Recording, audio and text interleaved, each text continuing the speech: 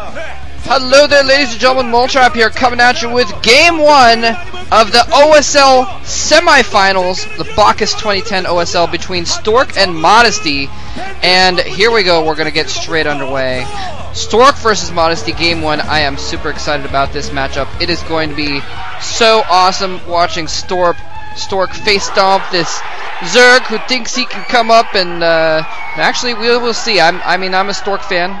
Fans of mine will know that I am a Stork fan. Man, the crowd's going crazy right there. I am a Stork fan, but you know, you gotta hand it to Modesty. He's been playing pretty well lately. He's managed to get all the way to the semifinals. Not a small feat at all. And we're gonna have Stork be the red Protoss, by the way. Sorry, I was trying to look up something in the background, and my video is being all wonky. I really hope that didn't just unsync things. Anyway, Zerg player up here, the purple Zerg. Modesty taking Stork's color, taking the purple. Purple Zerg is gonna be Modesty, and he has had an interesting route coming here to the finals. He's gotten through some pretty decent players. No one terribly decent, of course. You know, just free and fantasy. You know, those kinds of players. If he does win this game or this match and goes to the finals, he'll be rematching fantasy. They only played one game in the group stages, but he did manage to get 2-1 in his group. Actually lost to Free, not beat Free. He also beat Hydra. But yeah, so Modesty showing some decent play, actually beating Cal to get here as well. So you know, he's beaten some decent players and coming off of a win against Cal, probably one of the better Protosses ever. So yeah, you gotta hand it to Modesty. He's got some decent skills, but he may have bet his match now here with Stork. Let's see, 1, 2, 3, 4, 5, 6, 7, 8. Looks like he went for a 9 pool, or let's see, there's an Overlord on the map, so it looks like an overpool build for Modesty. Stork is of course going for the normal Forge expand, and look at that, Corsairs killing Overlords. Nice. Nice. Anyway, this is the map Aztec, by the way. Very interesting map. You have the your expansion on the high ground instead of on the low ground, or instead of on the same ground. So it makes it a little bit more difficult to hold your expansion. It also kind of makes it necessary to get your expansion pretty quick, because otherwise you're kind of trapped down your ramp. It's really easy to get contained, so you kind of need to push out and take your expansion pretty quickly. So interesting that we see Modesty going for the overpool into an expansion, getting out a few Zerglings here.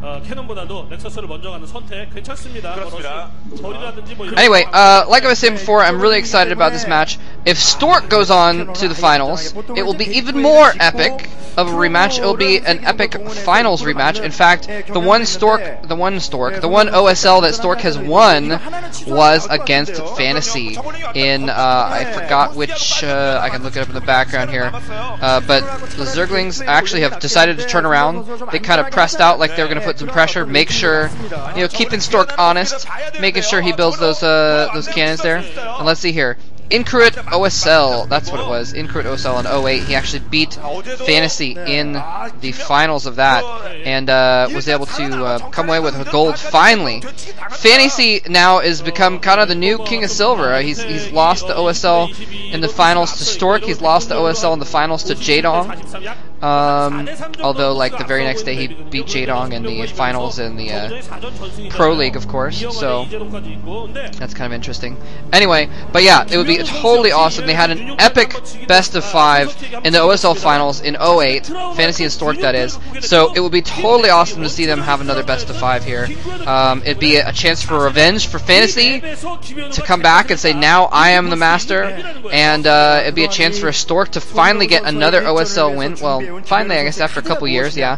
Stork, just one of the longest term successful players. He's been, I mean, he's been winning stuff, almost winning stuff. Let me put it that way. He's been almost winning stuff stuff since 04 and 05. So here it is 2011. He's been playing well for at least 6 years, and you know, that is a long time. Oftentimes players, they'll get good and then they'll kind of burn out and they won't be as successful after a little while. Stork has always been top tier, or at least high tier, but he's been top tier for several years now, so really kind of deserves another title. He's gotten so many silvers. Anyway, so Fantasy has 2 silvers as well. No golds yet for Fantasy. No golds yet for Fantasy, so he is really gonna be, he's got a silver, yeah, from the Bacchus. That's the one against Jadong. Bacchus OSL in 08-09 season. Anyway, so he really is gonna want it badly as well. He's got those couple silvers under his belt. He wants to make sure that he gets that gold and doesn't become the new King of Silver, Stork's old title, although he's gotten hasn't won anything since then, so he could still be considered the King of Silver in a way. Anyway, Stargate going up, Citadel of Dune, pretty standard stuff. Let's see, Forge not spinning, so he's not going to go for any kind of a little rush, although we'd probably see more gateways if he was anyway. Although, yeah. Third hatchery going up in the base for Modesty. So it looks like Modesty's just going to kind of play your standard stuff. He's got his extra base down at the south end of the map, and he's going to be, let's see what's going on. Oh, nope, Zergling's not going to run in there. Zealot's just kind of poking out. He needs to be a little bit careful. Yeah, he needs to kind of keep his Zealots in a little bit more of a line there. It needs to be a little bit cautious about some kind of a run by, because all those 3 Zealots, it's not too big of a, I mean, it's not too small of a gap is what I meant to say. It's a large, rather large gap between that gateway. He's going to need all 3 of those Zealots, I think, to completely block that little entrance. And with the 2 cannons behind it, he's okay, but anyway, he has been scouting around a little bit. He's still a little bit in the dark. Ooh, whoa, whoa, whoa, whoa, whoa, whoa. Modesty being super greedy here, taking a 4th base already. Normally you see Zerg players will get their defenses really shored up at their 3rd base and at their natural expansion, and really make sure they've got plenty of defenses there. They get their extra hatcheries up as a blockade, they get sunken colonies behind it, and that kind of thing. Whereas in this case, wow, yeah, Modesty just getting that extra hatchery right off the bat. Oh, whoa! Stork loses his Corsair. That never happens. Stork never loses his first Corsair.